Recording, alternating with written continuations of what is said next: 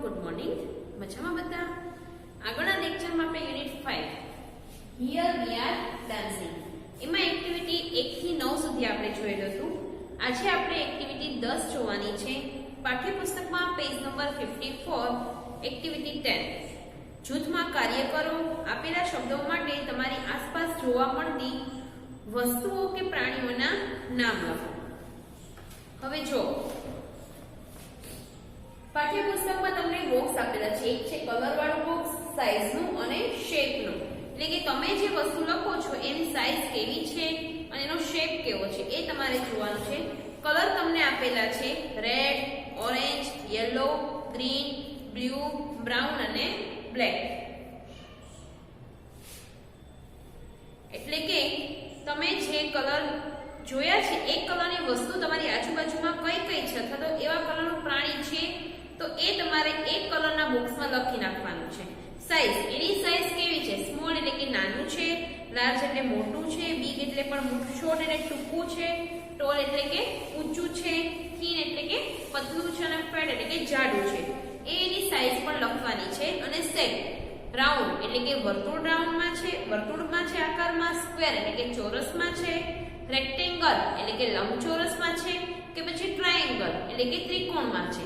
એ તમારે શેપીસ છે એ વસ્તુને લખી નાખવાના છે નામ. એટલે એક્ટિવિટી 10 છે જે તમારે લોકોએ જાતે કરવાની છે. કેમ કે બધાના ઘરની આજુબાજુમાં અલગ અલગ શેપ ને બધા જોવા મળે એવા વસ્તુઓ અને પ્રાણીઓ છે. અમારા ઘર પાસે જે જોવા મળે તમારા ઘર પાસે પ્રાણીઓ ન પણ જોવા મળે. મારા ઘરે જે વસ્તુ હોય તમારા ઘરે ન પણ હોય અને તમારી ઘરે હોય જે વસ્તુ એ મારા ઘરે ન હોય. એટલે આ વસ્તુ છે એક્ટિવિટી 10 છે એ તમારે લોકોએ જાતે હોમવર્કમાં કરવાની છે. ત્યાર પછી છે એક્ટિવિટી 11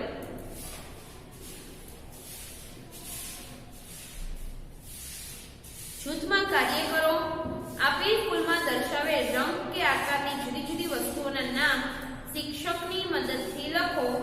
ઉદાહરણ મુજબ વાક્યો બનાવીને લખો. તો જુઓ, એમાં સૌથી પહેલા તમને રેડ આપેલું છે. રેડ કલરનું ફ્લાવર આપેલું છે. એમાં લખેલું છે કે રેડ એટલે કે તમારે રેડ આધારિત જે વસ્તુ હોય એના વાક્ય લખવાના છે.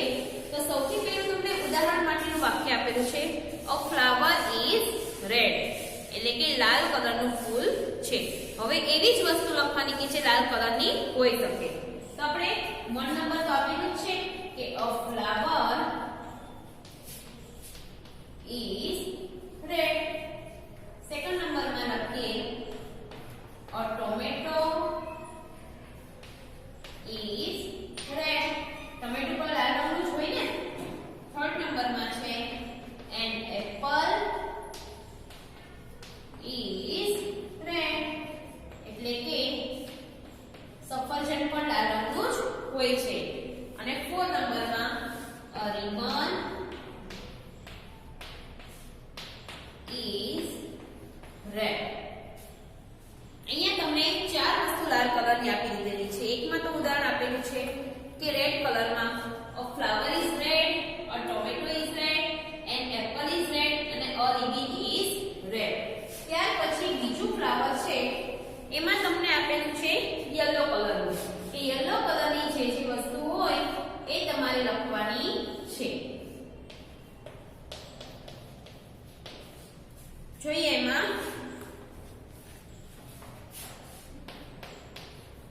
a banana is yellow. Second નંબરમાં a sunflower is yellow. એમાં આપેલું છે નીચે સનફ્લાવર પણ લખેલું. a balloon is yellow. અને 4 number a marigold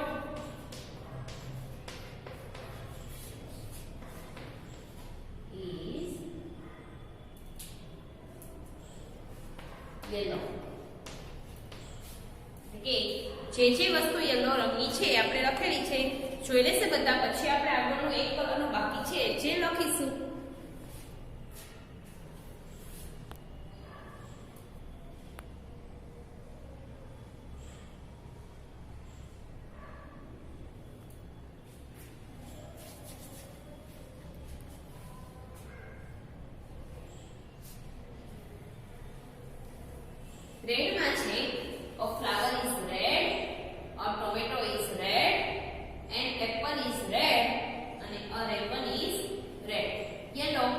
banana is yellow, a sunflower is yellow, a balloon is yellow, a marigold is yellow. હવે ત્યાર પછી એક બાકી છે, એ છે રાઉન્ડ શેપમાં આપેલું છે. હવે કલરનું નથી પણ શેપનું છે કે રાઉન્ડ શેપમાં કઈ કઈ વસ્તુ હોય એ આપણે કહેવાની છે.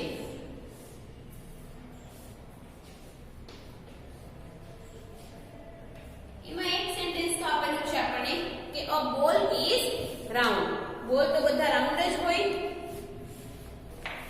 એ આવશે એમાં a ball is round. Second નંબરમાં a tomato is round. Tomato પણ હોય રાઉન્ડ જ. 3 નંબરમાં a coin. coin એટલે કે સિક્કો. coin is round. આપણી પાસે 1 રૂપિયાનો, 2 રૂપિયાનો, 5 રૂપિયાનો, 10 રૂપિયાનો જે સિક્કો હોય એ બધા રાઉન્ડ એટલે કે ગોળ હોય. 4 number a lemon is round.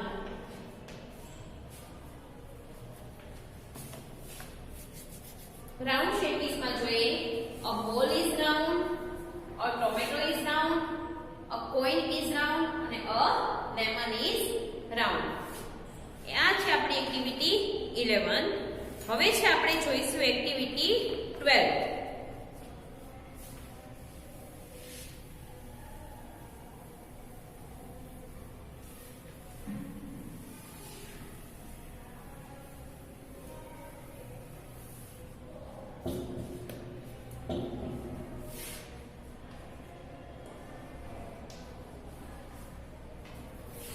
જોઈએ એમાં એક રેશમા નામની છોકરી છે અને રોશન નામનો છોકરો છે.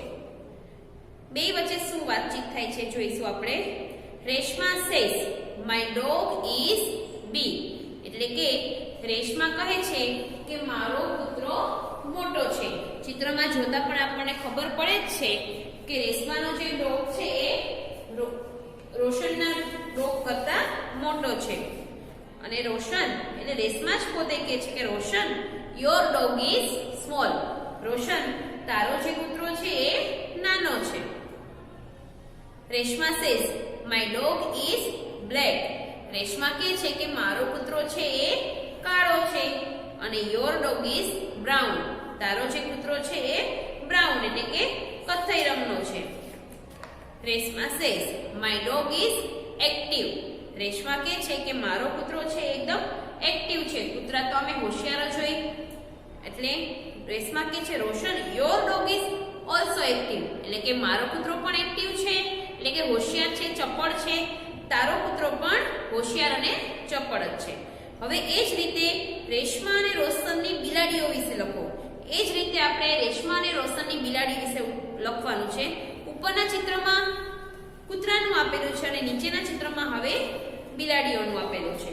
તો આપણે એમાં લખીશું. એક્ઝામ્પલ તમને આપી દીધેલું છે કે માય કેટ ઇઝ સ્મોલ અને યોર કેટ ઇઝ બિગ. અહીંયા છે રોશન છે.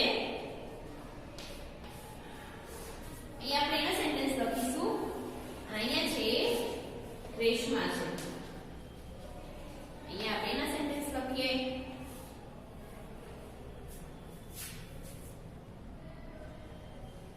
સૌથી પહેલું એક્ઝામ્પલનું છે એ જ લખીએ.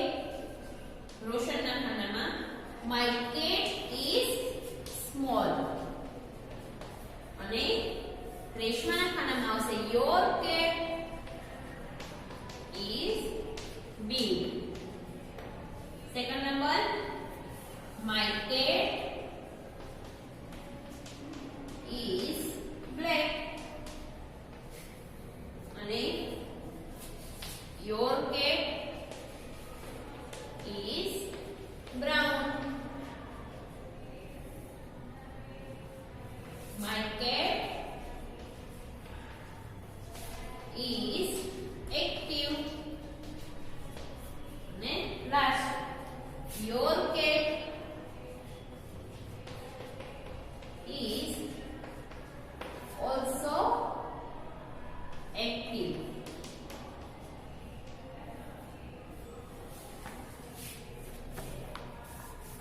જોઈ લેશે બધા એકવાર.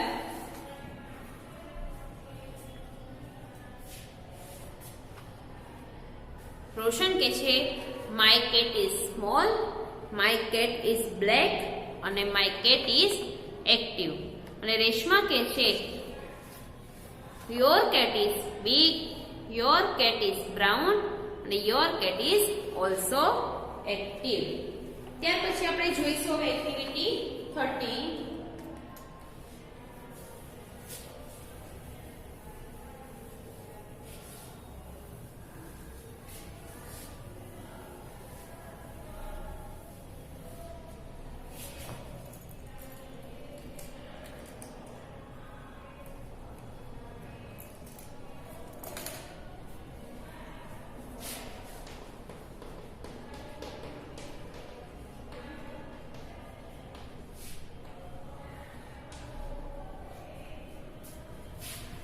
તો જો એમાં ચિત્ર જુઓ, શિક્ષક પાસેથી ચિત્રનું વર્ણન સાંભળો અને લખો.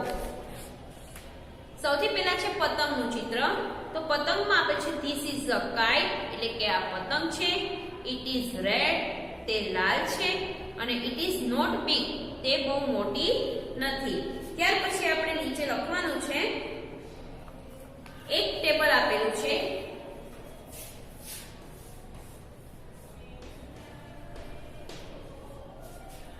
એમાં લખીશું આપણે ધીસ ઇઝ અ, ત્યાર પછી ઇટ ઇઝ અને ઇટ ઇઝ નોટ. બીજું ચિત્ર છે એ બોલનું છે. એમાં પણ એ જ રીતે ધીસ ઇઝ અ ખાલી જગ્યા, ઇટ ઇઝ ખાલી જગ્યા અને ઇટ ઇઝ ખાલી જગ્યા. અને ત્રીજું ચિત્ર છે એ બુકનું છે. તેમાં આવશે ધીસ ઇઝ અ ખાલી જગ્યા, ઇટ ઇઝ ખાલી જગ્યા અને ઇટ ઇઝ ખાલી જગ્યા. તમને ચિત્ર આપેલા છે પાઠ્યપુસ્તકમાં, એના આધારે આપણે એના આન્સર આપવાના છે.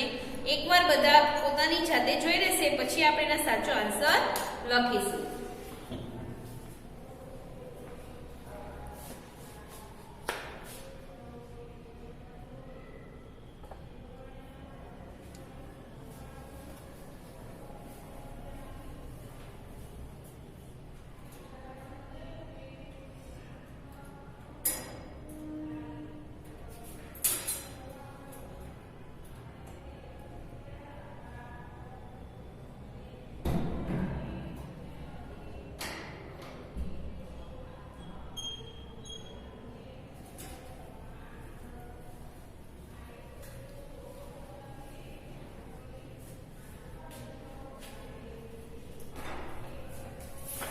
જોઈએ આપણે ટેબલનું ચિત્ર આપેલું છે.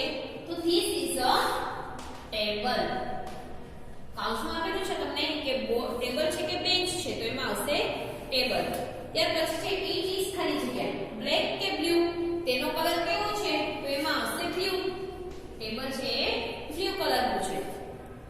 ઇટ ઇઝ નોટ ખાલી જગ્યા, સ્ક્વેર કે રેક્ટેંગલ, તે કેવું નથી. સ્ક્વેર એટલે કે ચોરસ નથી કે પછી રેક્ટેંગલ નથી. ટેબલ છે રેક્ટેંગલ, એક લંબચોરસ હોય ને એટલે એમાં આવશે સ્ક્વેર, કે તે સ્ક્વેર નથી પણ રેક્ટેંગલ છે. ત્યાર પછી છે બોલ. ધીસ ઇઝ અ બોલ. ઇટ ઇઝ કેવા રંગનું છે, રેડ કે યલો, તેમાં આવશે રેડ. અને ઇટ ઇઝ ખાલી જગ્યા, રાઉન્ડ કે સ્ક્વેર, તેનો આકાર કેવો છે, રાઉન્ડ છે કે સ્ક્વેર છે, તેમાં આવશે રાઉન્ડ. બોલ તો હંમેશા રાઉન્ડ જ હોય. ત્યાર પછી છે બુકનું ચિત્ર. This is a book. It is rectangle કે ટ્રાયેંગલ, લંબચોરસ છે કે પછી ત્રિકોણ છે, તો એમાં આવશે રેક્ટેંગલ. અને ઇટ ઇઝ ખાલી જગ્યા, યલો કે પછી ગ્રીન, યલો રંગનું છે કે ગ્રીન રંગની છે, તેમાં આવશે યલો. બુક તમને યલો રંગની દેખાય છે ને, એટલા માટે આવશે યલો.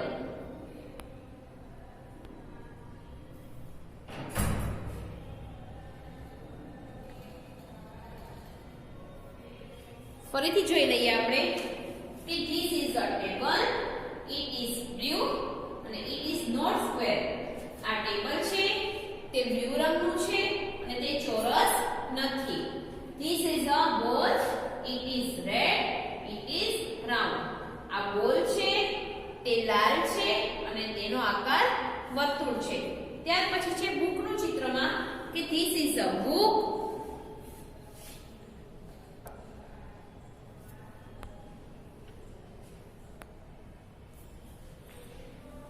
it is rectangle અને it is yellow. આ બુક છે તે લંબચોરસ છે અને તે પીળા રંગની છે. આ તમને પાઠ્યપુસ્તકમાં આપી દીધેલું છે. ત્યાર પછી છે અહીં આપેલ જગ્યામાં તમને ગમતી વસ્તુ દોરો અને તેના વિશે શિક્ષકની મદદથી લખો. This is a ખાલી જગ્યા. હવે ચોરસ તમને બોક્સ આપેલું છે લંબચોરસ, એમાં તમારે તમને ગમતી વસ્તુ દોરી લેવાની છે, જેમ કે બોલ, બેટ, આઈસ્ક્રીમ કપ કે જે તમને ગમતું હોય તે. ઇટ ઇઝ ખાલી જગ્યા કે તે આ રંગનું છે અને ઇટ ઇઝ નોટ એટલે જે તમે વસ્તુ દોરો એના સિવાયનું બીજું કંઈ લખી નાખવાનું કે તે આ આકારનું નથી એ રીતે. એટલે આ તમારે જાતે લખવાનું છે. આના હું આખાના તમને ફોટો પાડીને મોકલીશ. એક્ટિવિટી 12 છે તો તમને બોર્ડ ઉપર તમે જોયેલી છે, એ તમને જો લખતા ફાવશે. અને એક્ટિવિટી 13 છે એનો હું તમને ફોટો પાડીને મોકલીશ, જે તમારે ફોટામાંથી જોઈને પાઠ્યપુસ્તકમાં લખી નાખવાનું છે. આગળનું હવે પછીના લેક્ચરમાં જોઈશું. અહીંયા આપણે યુનિટ 5 છે એ પાઠ્યપુસ્તકનું પૂરું થાય છે. હજી આપણે આના વિશે થોડી વધારે માહિતી આપણે પછીના લેક્ચરમાં જોઈશું. અસ્તુ.